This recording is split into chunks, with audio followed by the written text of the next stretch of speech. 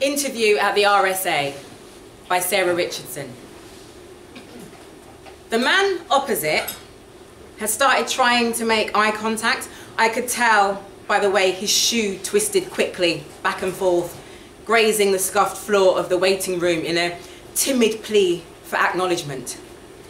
I kept my gaze on the shoe, a worn DM sketchily smeared with polish by its owner, for as long as my nerves could take it, which I doubted had amounted to very long at all. I looked up. Hi! Hi! The man's hope leapt from his throat so forcefully that another man sitting to his left visibly recoiled. I don't suppose you'd... No. Then I added, sorry. Because genuinely, I was. Sorry for him, whoever he was. Sorry for all of us.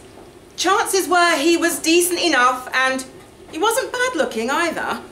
A bit sweaty, but all of us left had been waiting more than 3 hours now, and to be honest, I probably looked a lot worse. I couldn't blame him for trying. The waiting room at the Relationship Seekers Allowance Centre offered, for obvious reasons, the perfect last-ditch opportunity for those hoping to save their personal lives from further judgment. The thing is, I said, I'm not actually looking for a... Oh, right, sorry. I guessed he'd assume my reluctance was a gender preference issue, which was fine by me. It saved me from stating my case before the assembled strangers. The man stared at his feet, now mercifully still. I returned my eyes to the floor. Miss Harrison to assessment pod 12. The tannoy was at least twice as loud as it needed to be, and as always, its metallic voice hung unnecessarily on the miss. Miss Harrison, pod 12. Like a snake trapped in an air vent, bloated on dead relationships and rotting self-esteem. I stood and, with an apologetic nod to my fellow singletons, stepped into the corridor. The yellowing walls, which for as long as I could recall had never been repainted, were harshly illuminated by the bright white light. It was well known that the RSA authorities kept the light in the waiting room deliberately low, partly to encourage the efforts of people like DM Guy and save themselves some form filling, partly to cut back on electricity. The glaring corridor lighting, by contrast, was designed to unsettle. In combination with the mirrors dotted in between the pod doors, it was there to emphasise that if you'd failed to find a partner, even in the gloomy desperation of the RSA waiting room, your situation was almost certainly your fault. Now, you needed to do something about it, because the state wasn't going to subsidise your costly, inefficient, single existence forever. Perhaps not even for another month. Come in. The voice from pod 12 was male, reedy, bored. I pushed open the door to reveal the familiar shed-like space, single seat, thick partition window dividing the pod in two. Behind it, hidden by the one-way glass, the assessment clerk. Miss Harrison, please have a seat. I'm Clerk 12 and I'm here to help. I sat. I'll just confirm your details, then we can discuss your current situation. I waited, mute, while he ran through the information on my file. Name, still Joni Harrison. Age, up 1 to 43. Number of certified past serious relationships, 3. Months claiming RSA, 24. Attempted relationships in last month, 0. There was a pause, a sound of finger thumping keyboard. 0, he repeated. Did you forget to fill this in? I fixed my eyes on a paint peel on the wall. No, sorry, I didn't forget. I breathed deeply. I would like to apply for an exemption to dating, please. A snort from the other side of the screen.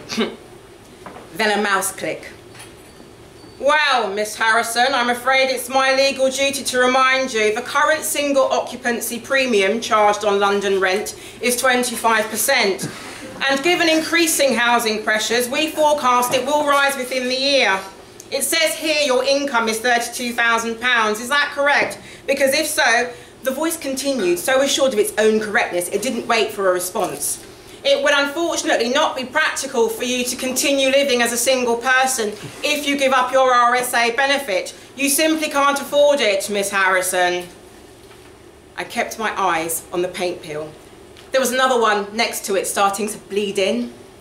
Thank you, I realised that, but I was thinking, and in case you are thinking of house sharing as a solution, which really should be a last resort, another snort, at your age, I must remind you that as of last July, all house sharers have a legal obligation to be active relationship seekers. Given the national bedroom shortage, I hope you understand we need 2 adults to a room wherever possible. So in the circumstances, I think it would be unwise. No, sorry, you've misunderstood. I meant I would like to apply for an exemption to dating with benefit. This time there was no snort, no click, just a deep sigh. Sorry, I said, I know it's a lot of paperwork for you. No reaction. I dug my nails into the chair, trying to hold my nerve. I see. Well, which route? I was thinking route A, the career one. You see, I'm a primary school teacher, and given the dates I've had over the past 2 years, I know I could be of much more use to society by spending more time on the reading skills of the 7-year-olds at not possible, I'm afraid. You don't have the current or future tax-paying potential to warrant a career-based exemption to dating. I pressed my feet against the floor, trying to keep my voice steady. I'd been prepared for this.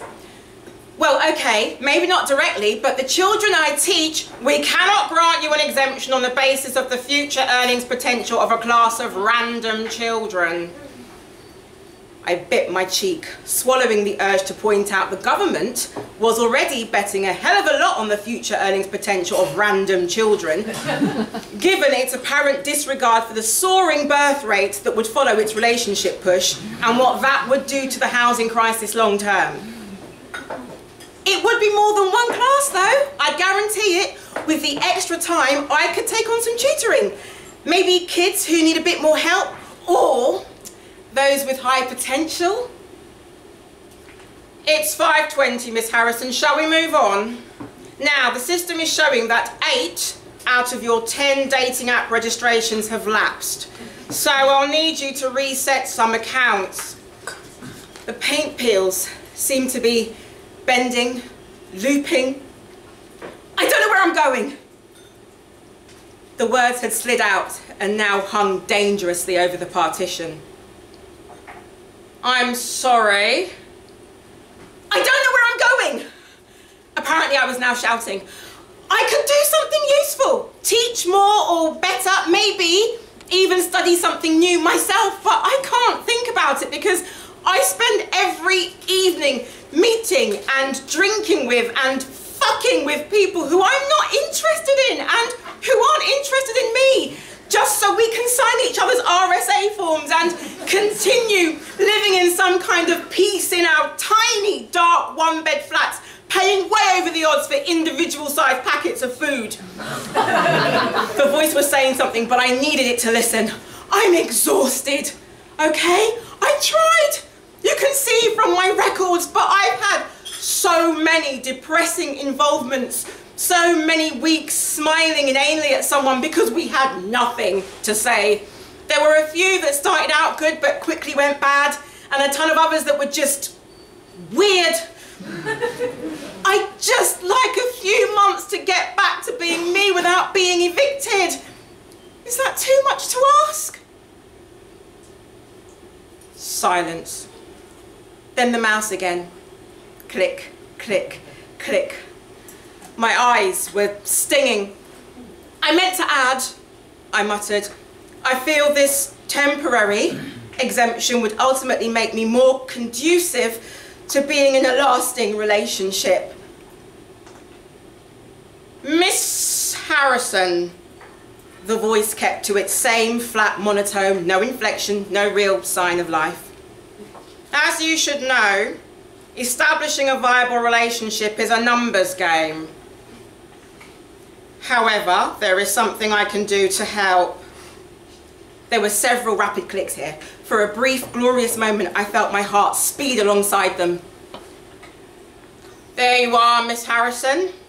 I have taken the liberty of enrolling you on one of our RSA courses. It's called Control Your Emotions and Control Your Dating Experience. Details will be sent to you and you should complete it within the next month. I will have to temporarily pause your benefits on account of your recent, he coughed, inactivity. But once you've passed and reset those ATAPs, you are welcome to come and see us again, providing, of course, you can prove you have resumed your dating efforts. The pod door swung open, signalling the end of the interview. In the corridor, the walls were almost blazing. I stumbled towards the waiting room and fell into its darkness onto the nearest seat.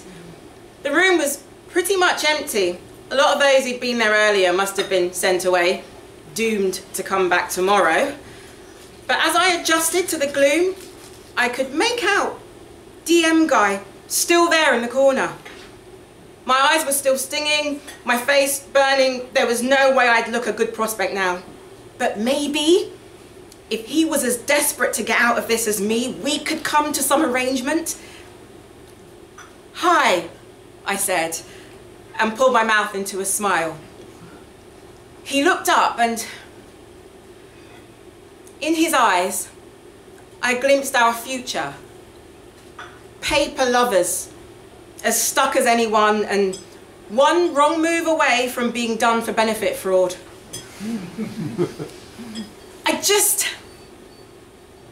I wanted to say, good luck, I said.